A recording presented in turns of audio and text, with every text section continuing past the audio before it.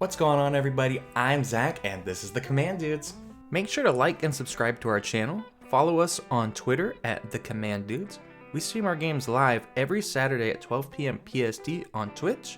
And if you want to help support the channel, get stickers, and maybe play some games with us, check out our Patreon. Links to everything are in the description below. This week's video is going to be an update to a series I call Commanding Your Dude, which is basically whenever I get hyped up enough on a new commander that's come out that I just have to make a video, talk about it, and give you guys a deck tech, because I'm going to be playing it. Just a little information before we talk about this commander.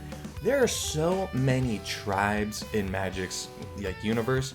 When I think of tribal decks, I think of elves, I think of zombies, things like that. I never think of squirrels, and I never thought in a million years I would want to play a squirrel deck that involves making a bunch of squirrels. And then I saw Chatterfang, and well, he's the boy. So this deck tech is going to be on Chatterfang, Squirrel General. Before we actually start this deck tech, let's talk about the commander and what it actually does. We got Chatterfang, Squirrel General, 2 and a green for a 3/3 Squirrel Warrior. It's got Forest Walk, and it has the ability, if one or more tokens would be created under your control, those tokens plus that many 1/1 green squirrel creature tokens are created instead. Has the second ability, pay a black and sacrifice X squirrels. Target creature gets plus X, minus X until the end of turn. This guy's got a whole bunch going on, and let's unpack it right now. So, you could build Chatterfang a whole bunch of different ways. You could go Voltron, you could go full token, you could go Squirrel Tribal, and for me, I kind of went a little blend of some of the decks because I felt like just going one way wasn't fun enough for this commander. I wanted to do it all. And what better way to start explaining this deck than explaining the Squirrels? He's the Squirrel General, he needs his boys with him, so that's what we're gonna do. Alrighty, so let's talk about these furry fiends that are going to be supporting our Squirrel General. To start off, we got the Squirrel Sovereign. It is 1 and a green, 2/2, and it says other squirrels you control get +1/+1. Every tribal deck needs a lord.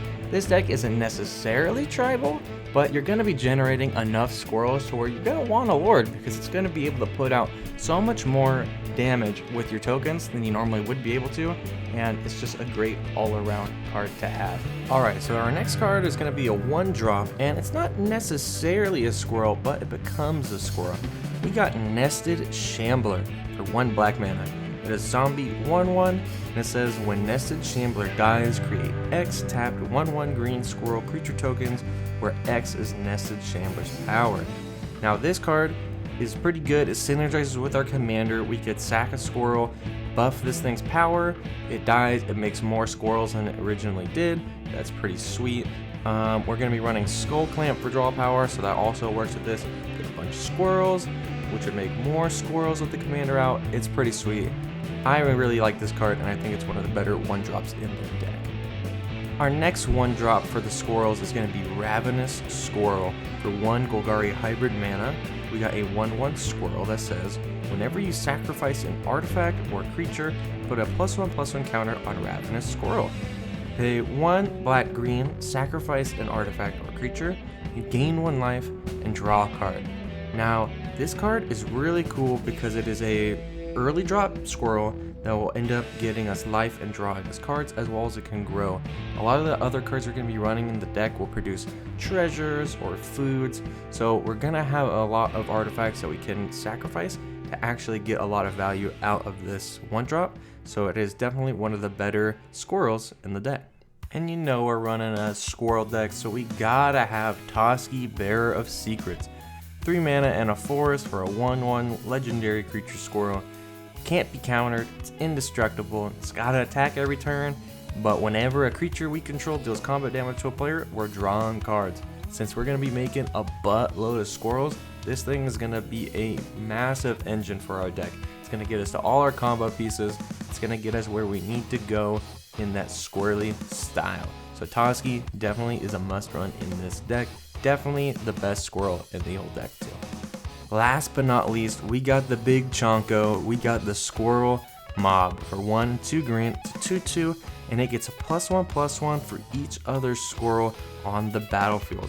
This deck has the ability to create a massive amount of squirrels, and that in turn makes this card huge. And if you combo it with classic Golgari cards like Jared, the Golgari Lich Lord, this thing is a missile. And it's just like the thing says on the card, an army of squirrels, still an army. Alright, so these are our kind of squirrel tribal cards, you could call them. And from here on out, we're going to be talking more about the other strategies in the deck, the token strategy. It turns out in the Golgari colors, there's a lot of enchantments that actually have the ability to make us a lot of tokens, and I'm gonna go over a couple of them right now. One of the new ones is Squirrel Sanctuary for 1 green. When it enters the battlefield, create a 1/1 green squirrel creature token. Whenever a non-token creature you control dies, you may pay 1 colorless mana, and if you do, return this card to your hand. So it's an enchantment, you can keep on replaying it, keep on making your squirrel tokens, which will make you more squirrel tokens if you have your commander out, yada yada, you get it. It's recurable enchantment, playing, getting tokens. It's sweet. A lot of these other enchantments kind of work around the same way. For example, Golgari Germination. Whenever a non-token creature you control dies, make a 1/1 Sapperling. Well, this also makes us a squirrel if we have our commander out. That's pretty cool. A 2-mana version. For 1 and a black, we got Dreadhorde Invasion. At the beginning of your upkeep, lose 1 life and amass 1. You're making a black zombie token, you're getting a squirrel, and if it doesn't die, if you don't have a way to sacrifice it, you can make it bigger, and hopefully you can maybe win through that route. The last of these kind of enchantment token generator cards I want to talk about real quick is Bastion of Remembrance. For 2 and a black, you got an enchantment that says, Bastion of Remembrance enters the battlefield, create a 1/1 white human soldier creature token. Whenever a creature you control dies, each opponent loses 1 life and you gain 1 life. So with Chatterfang out, you're now draining everybody every time something dies. When you make this token, you make a secondary token, making a squirrel, and then this just gives you the value to end up winning the game with a few other cards in the deck. So this is a must run if you're going to be running this deck, along with a couple cards I'm going to be talking about next in the next section called Aristocrats. Now that we've kind of discussed like how we're going to set up our base, we're going to be playing some squirrels, we're going to be making tokens which make us more squirrels. How are we going to make this win us the game? And so in this section, we're going to be talking about the ways you're going to be winning using all these tokens. To start off, we're going to be talking about Zulaport Cutthroat. 1 and a black, 1/1 human rogue ally. Whenever Zulaport Cutthroat or another creature you control dies, each opponent loses 1 life and you gain 1 life. Any drain effect in this deck is going to be OP. We're going to be making so many tokens, so many squirrels, that it's just going to drain our opponents out of nowhere. They're not going to see it coming.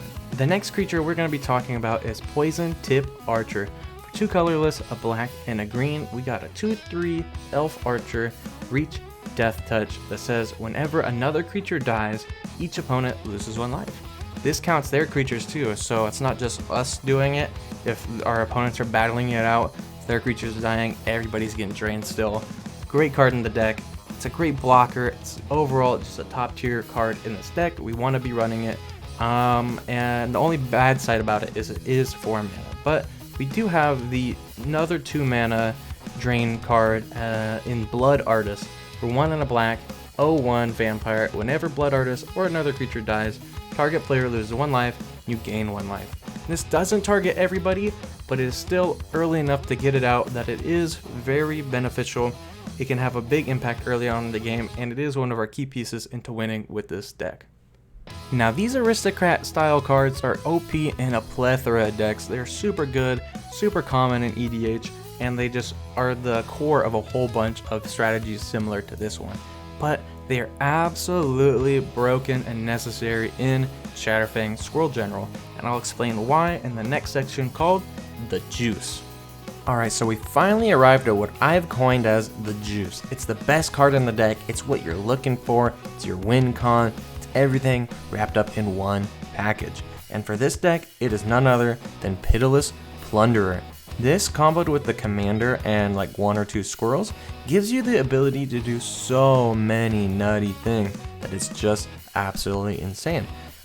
With 1 squirrel and 1 open mana, you can then create infinite squirrels by sacrificing them with the commander, which would make a treasure, which would then make a squirrel, and you have an infinite loop of being able to sacrifice that squirrel, making more treasure, yada yada yada. If you have, say, a blood artist, Zulaport cutthroat, you win the game. Super cool. If you have multiple squirrels, you can then produce infinite mana.